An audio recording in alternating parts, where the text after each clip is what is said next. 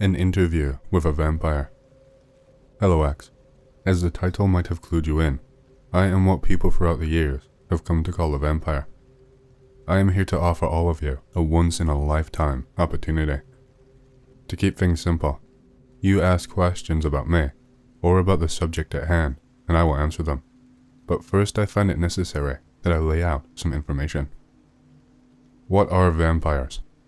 The most proper name for the species is strigoi. They are beings that were once normal humans, but were cursed.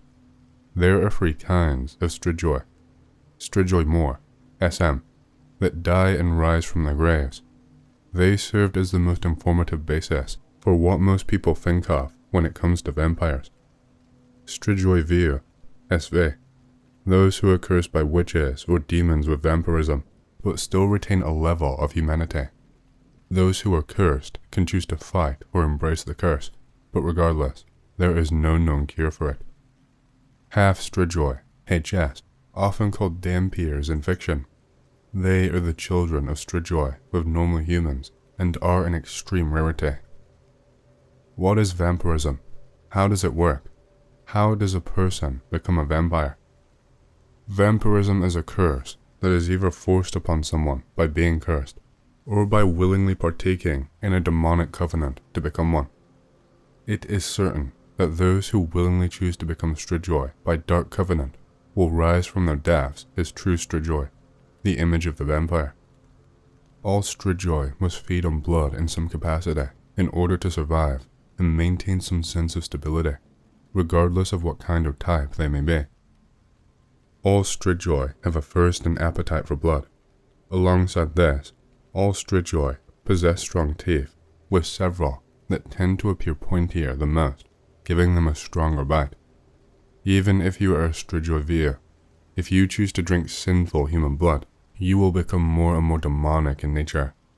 Those who feed on animal blood will become more like the animals as well.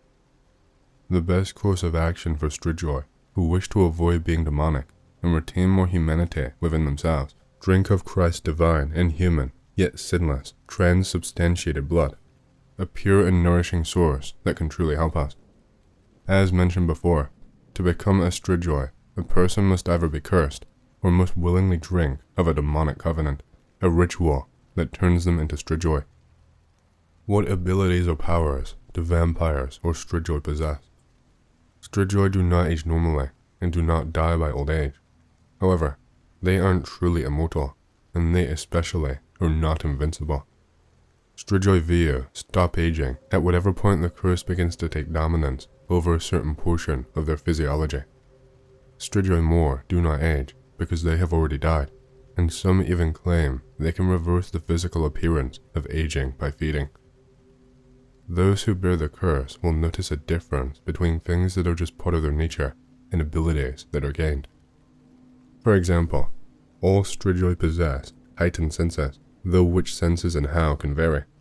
But not all strigoi will have the same natural propensity towards certain traits. Some will find they have a new immense strength that is ever present, while others will have the same feeling, yet for an unusual speed or maneuverability.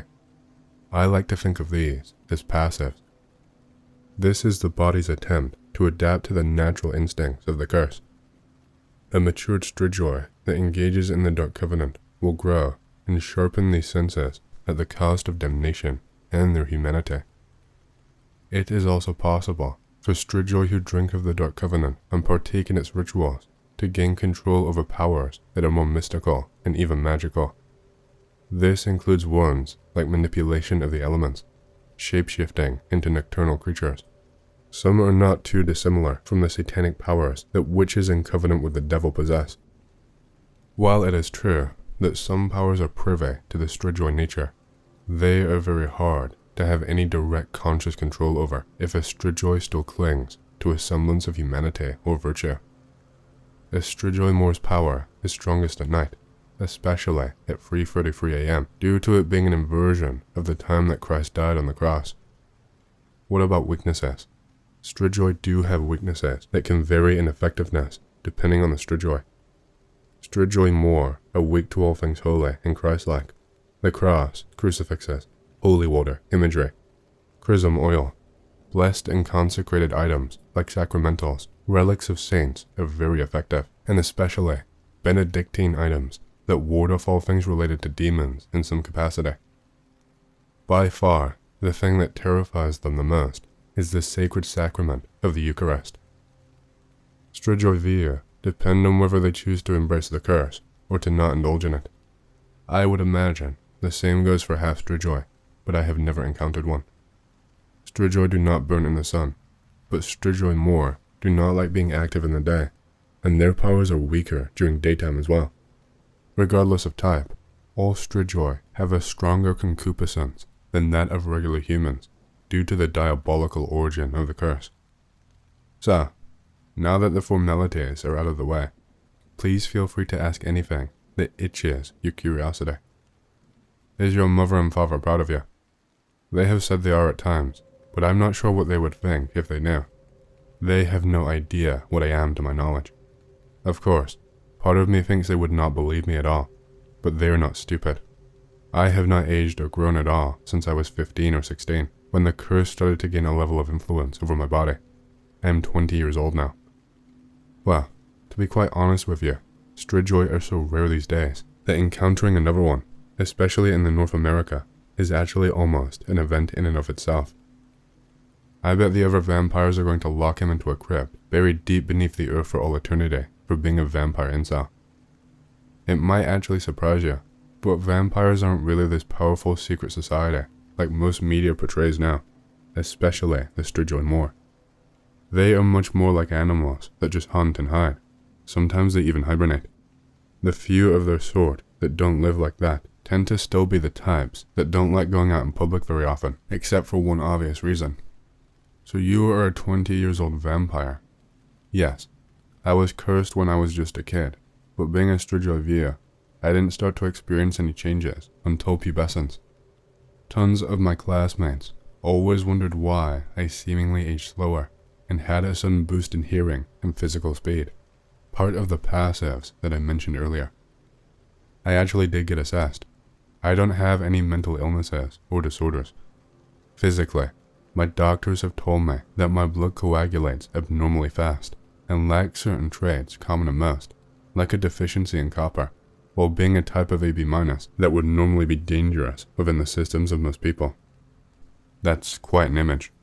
Sort of on topic, I think I mentioned in the general info section, but just to reiterate, to become a strigoi, you must be cursed either directly by a demon or by partaking in the Dark Covenant.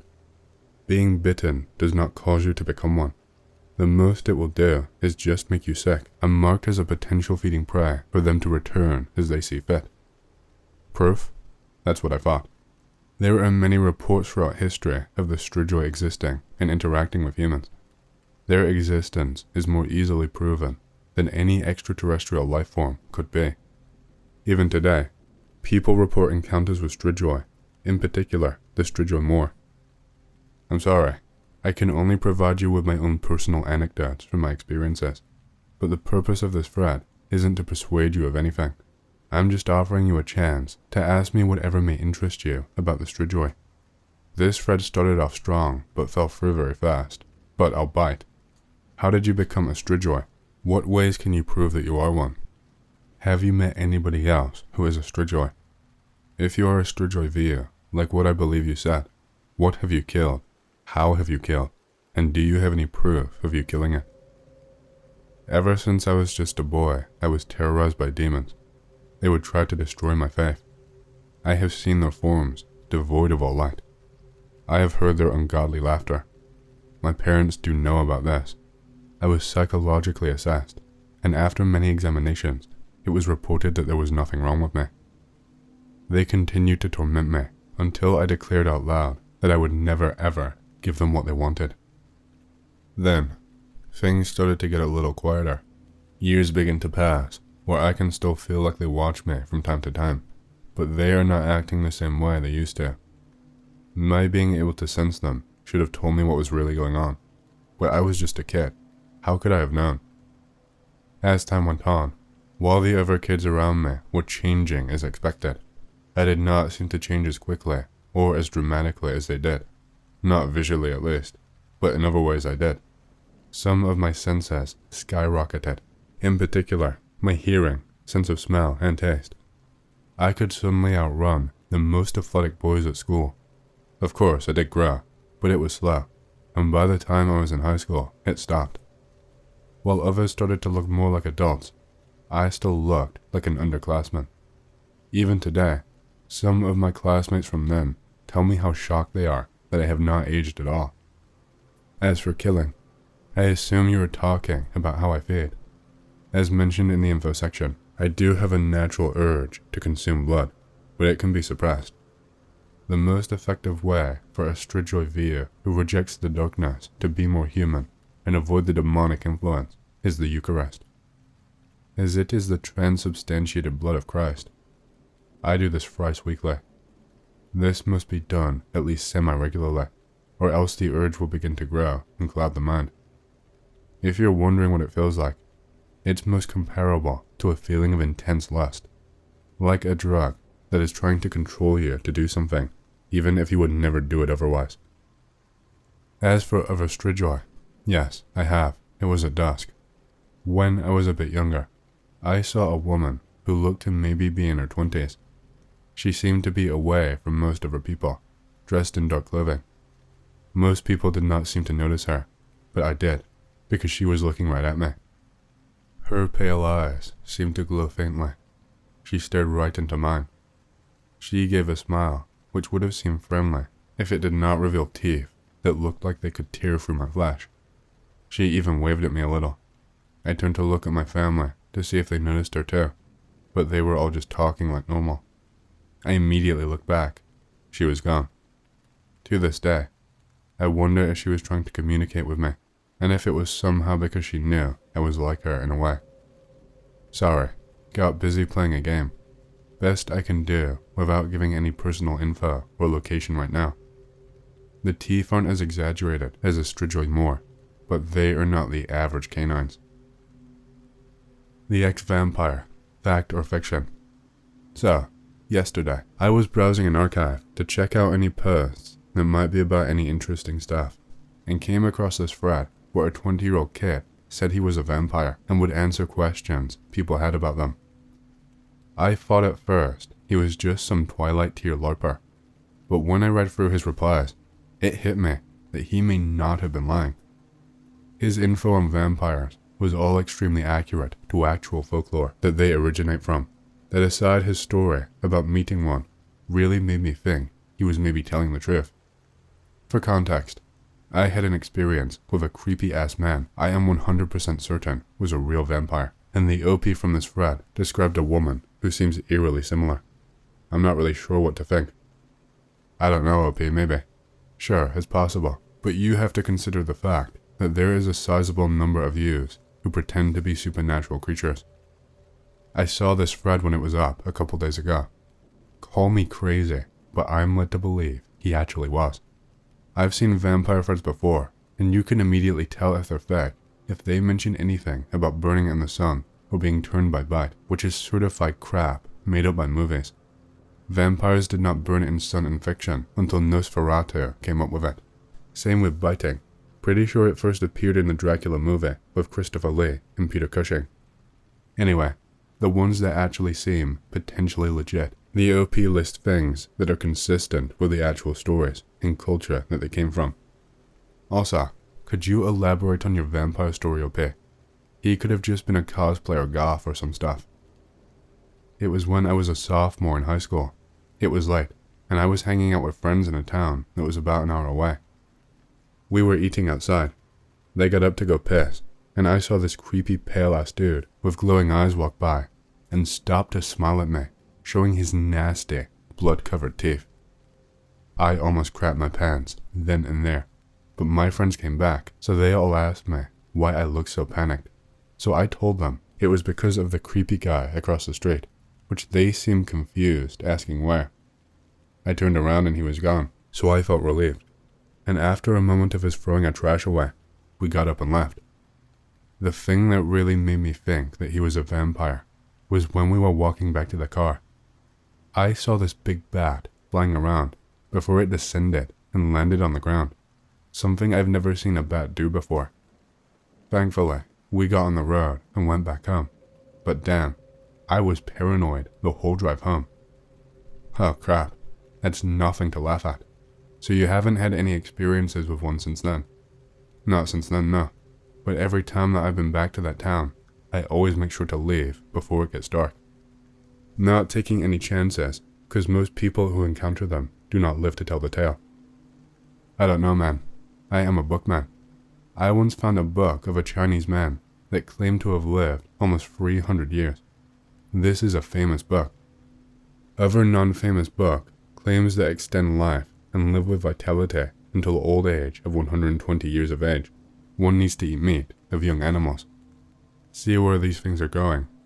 And now we have some actors of Hollywood with very old pictures, photographs that resemble them very much. Now it's been released about the Cabal cult. Things are getting very strange, or the reality is worse than what I want to believe.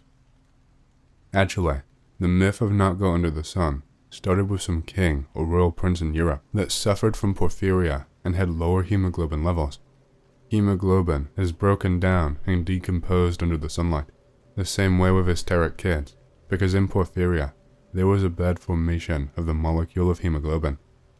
But what if all of this is a justification that the vampire was anemic and suffered from porphyria by a doctor's standpoint of view? Maybe we got a vampire here, but it's some rare disease. Nah, they usually hit good people in the back like a coward and then leave them for dead. Fun fact, the locked door of a vehicle is enough to disorient them enough that they get stuck in an autism loop, like a deer in headlights. But we all know how this old song and dance is gonna go. You guys talk about blood like some kind of magical fuel, that if it would hold certain properties, it would run the body better. But the body can only run on 1 or 2 types of blood in it. And if you drink or eat blood, you just digest that, and it is not straight up running the body, but burning before giving energy to create more of the type of blood you can run on. Wow, if the folklore is right, only vampires that have died and risen from their graves after being cursed feed solely on blood. They are not human in any way anymore, so they don't need to feed on normal food, as their physiology is completely vampiric. The point is, vampires are as good as aliens, a different life form, either generated naturally or artificially by old times, or by nature at whatever time in the past 2 million years of any Earth variance, since that implies even the possibility of time and dimension travel, or any world that was ever hardened from imagination to reality. It can be a lot of things. However, that being legal is a different topic. The Croglin vampire legend. Our modern idea of a vampire, a creature that has returned from death to prey on humans at night, is based on the Eastern European vampire myths and legends, such as vampires wearing capes or turning into bats. Although vampire myths occur in almost every culture around the world, such myths are rare in England, where the idea was almost unknown until the 18th century, when reports from Europe began to surface. This particular account dates from just after the English Civil War in the 1650s. The owners of Croglin Low Hall in Cumberland, now Cumbria, were a family named Fisher, and the story was told to one Augustus Hare by a descendant of the family in 1896. For some reason of their own, the Fishers decided to go and live in the south of England and rent out the farm. The new tenants were brothers and a sister named Cranswell. The new family stayed in their remote farmhouse through the first winter without a vent. The summer came, and that year, it was stiflingly hot, so they slept with their windows open. At that time, the hall was only 1 story high. The upstairs has been built subsequently. Near the hall was a chapel and a small graveyard, which once belonged to the Howard family, who were great landowners in these parts. One airless summer night, the men sat with their sister, watching the moon rise. After a time, they decided to go to bed. The sister lay in her bed, the bedclothes cast off because of the heat. She had closed her window, but not fastened the shutters. She gazed out of her window, propped up on her pillows as the long summer day faded out and night took its place. In Cumbria at midsummer, because it is quite far north, it does not get very dark at all between sunset and sunrise. Miss Cranswell soon became aware of 2 lights in the belt of the trees some distance from the house which separated the lawn from the graveyard. She watched, and, after a while, she made out a dark shape moving towards the house and towards her window. A terrible horror seized her. She wanted to get up and leave the room, but to go to the door would have meant she had to go closer to the window. Besides, she had locked the door from the inside, and so would have to stand there and unlock it, all the while clearly visible to whatever was out there. Frozen to the spot, she stared at the shape, but then it turned, and instead of moving closer to her window, it started to move around the house. She jumped up and ran toward the door. Her hands were shaking so much that she found it hard to turn the key, and then her heart nearly stopped. Behind her, close to her, though she did not dare look, she heard a scratching at the window. It was outside, just feet away. She stood there petrified with fear, still not turning her head. Then she heard the sound of it unpicking the lead which held the glass in place. She forced herself to look, and saw that one pane of the mullion glass had come away, and a long, bony hand stretched in and turned the window catch. Whatever it was, it came in through the window with a rush and grabbed her, its fingers in her hair, its mouth at her throat. It bit her neck and forced her onto the ground. As it bit her, she screamed. Her brothers heard the noise and came and battered at the locked door. The creature looked up as the door was broken open. It turned and fled out of the window, leaving her lying on the floor, bleeding profusely from a wound at her neck.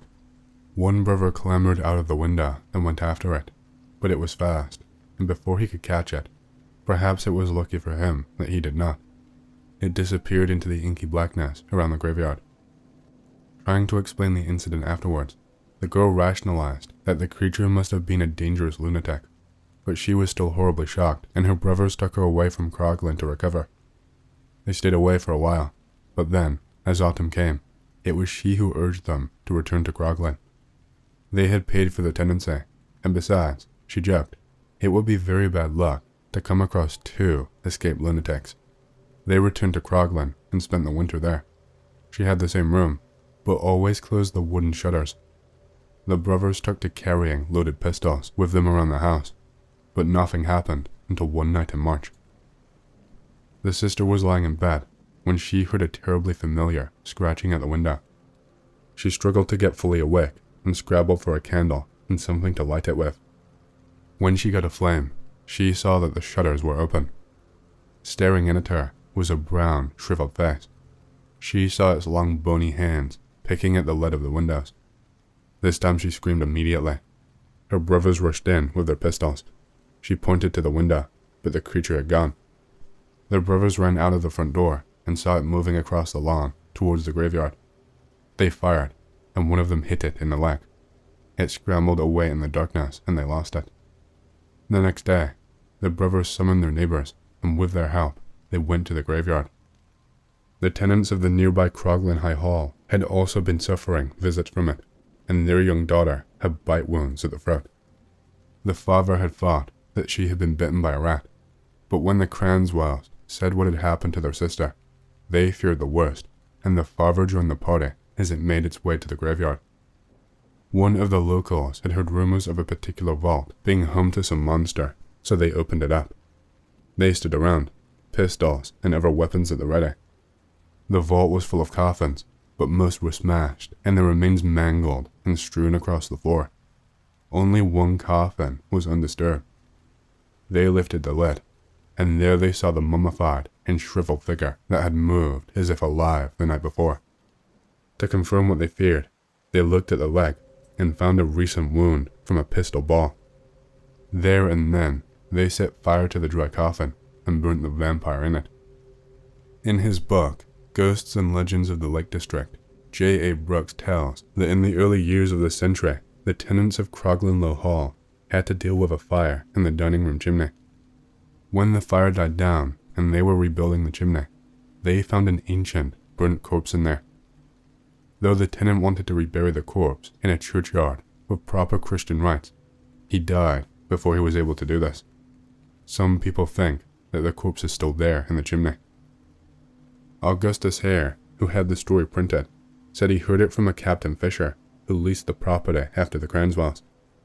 He dated the events to around 1875. Boy survives an Aswang attack. September 2004.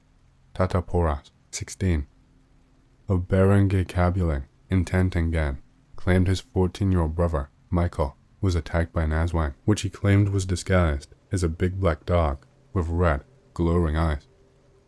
Poras's description aptly fit the physical appearances of the supernatural being who has the ability to transform itself into different forms while devouring a prey.